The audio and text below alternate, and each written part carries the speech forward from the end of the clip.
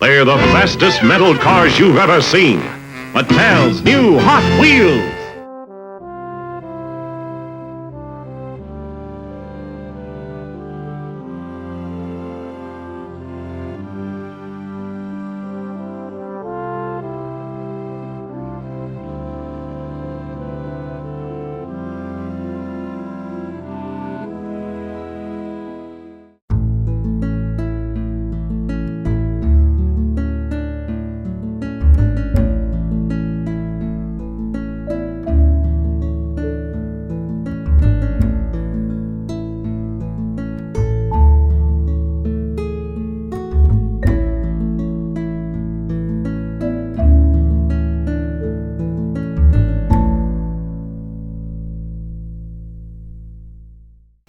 Hey everybody, this is Kevin and welcome to an all-new series in my Hot Wheels collection. And you probably noticed by the title, this is in fact my first ever customized Hot Wheel. Now, truth be known, I did this a couple years ago before I even had an inkling that I would ever get into Hot Wheel collecting. I had seen some videos of guys doing restorations and customization, and I'm like, hey, I'd like to give that a shot. And being a NASCAR fan, I thought, hey, let me do a NASCAR. So I was at the store and just thumbing through the Hot Wheels selection, I came across this, and let me show you the wrapper. This is from 2022, and this was the 71 Dodge Charger. And you can see it's out of the box because it is in fact right there. Obviously it looks nothing like it did from the factory. Here's another close-up of it in the package. This is a stock photo from the website. But let me tell you a little bit about the history of the car, and then I'll tell you more about what I did in customizing it. Now, the original 71 Dodge Charger design made its debut in 2010, and it was part of the New Models series of cars. And they continue to make it till today. This particular design that you see here, which is the third version of it, we'll get more into that here in a bit, was designed by Phil Reelman. And so quick history on the car itself. The Dodge Charger, the real car, is a series of muscle cars manufactured by the Dodge division of the Chrysler Corporation, now known as Stellantis North America. The 1971 model, designed by Diron Yazidjian, I think I said that right, was the third generation of the Dodge Charger, featuring an all-new sheet metal and split grille. See how the grille is split? The third generation continued to be produced until 1974, with changes being made each year. Now, this particular car is the third rendition of the 71 Dodge Charger designed by Hot Wheels, with the first two renditions being a scale-correct premium version and also a skinny track focused version for racing. Now, on the back of this particular car, the card that it came on. Now, of course, this is going to be a little bit different. This is the 2022.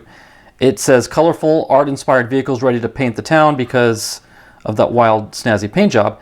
But in the 2010 package, it read, with a big block V8 engine, front spoiler, and dual exhaust, this classic muscle car was made for serious charging. Now, I chose this particular color scheme to do the customization because it has the base color of white, which is the easiest color to lay decals over. If you've ever done any homemade decals, you know what I mean.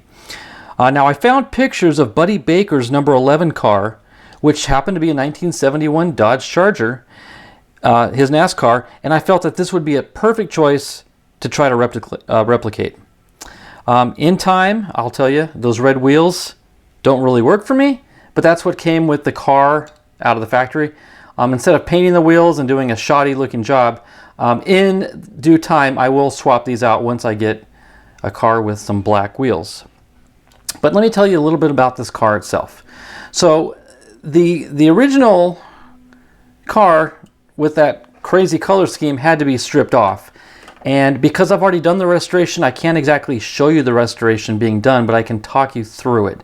The first thing I had to do was first drill out the rivets in the front and back of the car, and tap the holes for 2mm threads for these little bolts. Then I had to strip the paint off the body. Once I got the body down to the base metal, I was able to clean it up, degrease it, and then prime it, and then paint it with this white. Now, the problem with not documenting the restoration is I could not tell you what color paint this is. Unfortunately, I don't remember. It's been 2 or 3 years now, and I just don't know what I painted the white with. But once I got the white down, I was able to find photographs of the decals and the lettering that was on the car, and I was able to scale it down. And it took several printouts on regular paper to measure it and get the right sizing till it fit the car appropriately.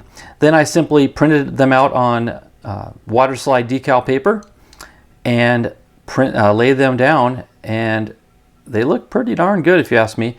Now when it comes to the window net, I did take some window screen that you know, it's literally window screen that you can buy at a hardware store. I had a little piece of scrap laying around, so I cut it out and glued it in, and I painted it red to look like the window netting. I did that. Just for reference, let me show you the base of the car there. It does say 71 Dodge Charger. This particular base, it was designed in 2009. This is the R27 stamped base. What other little things of note can I point out? Obviously the grille I painted black. It almost looks as if, yeah, the fenders, the bumpers, front and rear, are more of a gray color, but the body is kind of this eggshell white.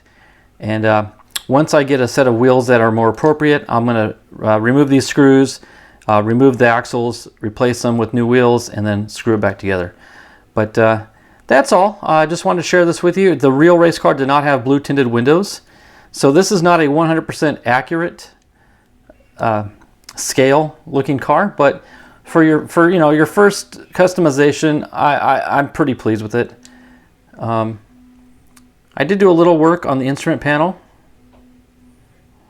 Kind of see in there, it's not real clear, but a couple colors here and there.